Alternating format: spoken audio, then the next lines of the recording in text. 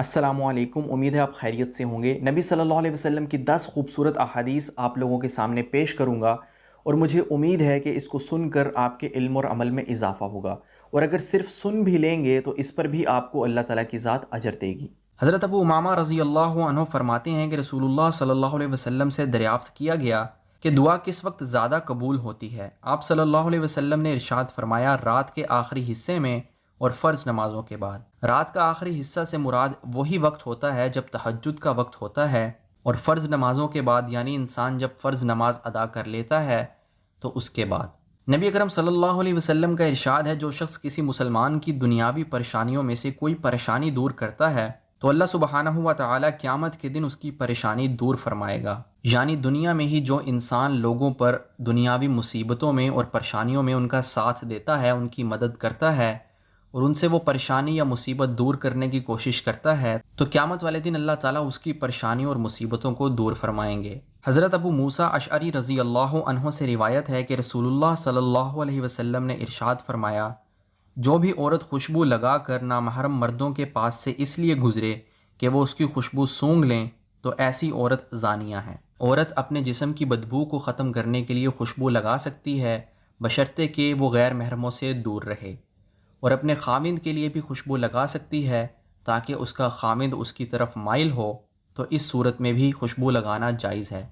رسول اللہ صلی اللہ علیہ وسلم نے فرمایا، جو شخص صبح و شام 10 مرتبہ مجھ پر درود شریف پڑھے وہ قیامت کے دن میری شفاعت کا مستحق ہوگا۔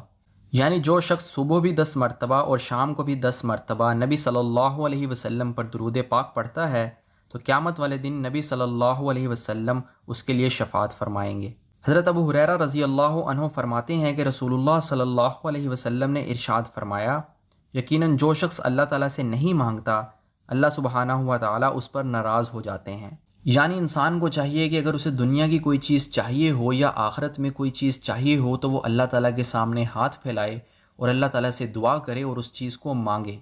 اللہ تعالیٰ کی ذات اس بات پر خوش ہوتی ہے کہ انسان اپنے آپ کو اللہ تعالیٰ کا محتاج سمجھ کر اللہ تعالیٰ سے کوئی چیز مانگے، اور جو شخص ایسا نہیں کرتا تو اللہ تعالیٰ کی ذات اس پر ناراض ہوتی ہے۔ رسول اللہ صلی اللہ علیہ وسلم نے ارشاد فرمایا، اللہ تعالیٰ کے نزدیک سب سے زیادہ پسندیدہ کلام 4 ہیں۔ پہلا سبحان اللہ، دوسرا الحمدللہ،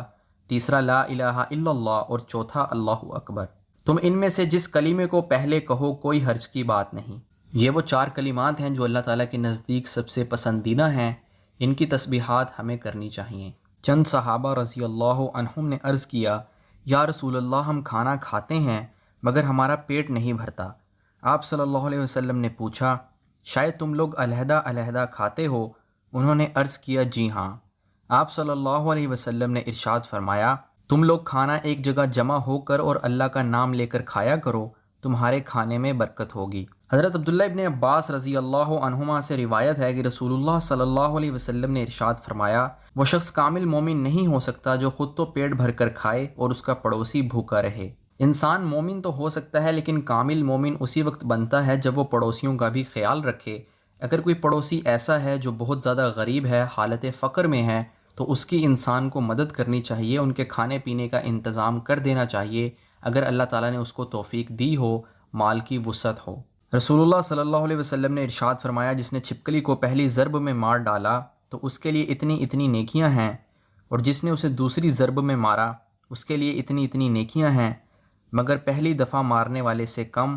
اور اگر اس نے تیسری ضرب میں مارا تو اس کے لیے اتنی اتنی نیکیاں ہیں لیکن دوسری ضرب میں مارنے والے سے کم۔ انسان کوئی ایسی چیز لے جس کے ذریعے جانور پہلی ضرب میں مر جائے تو یہ بہتر ہے، اور ان جیسے موذی جانور جیسے چھپکلی، سانپ، بچھو وغیرہ، ان کو مارنے کا حکم اس وجہ سے دیا گیا ہے کیونکہ یہ کاٹ کر بھی انسان کو نقصان پہنچا سکتے ہیں، اور گھر میں گندگی کے اعتبار سے بھی ان سے نقصان پہنچتا ہے۔ رسول اللہ صلی اللہ علیہ وسلم نے ارشاد فرمایا، جس نے لوہے کے ہتھیار سے خودکشی کی تو جہنم کی آگ میں وہ ہتھیار اس کے ہاتھ میں ہوگا اور وہ اس سے اپنے پیٹ کو ہمیشہ زخمی کرتا رہے گا، اور جس نے زہر پی کر خودکشی کی تو وہ بھی جہنم کی آگ میں ہمیشہ ہمیشہ اس زہر کو گھونٹ گھونٹ کر پیتا رہے گا،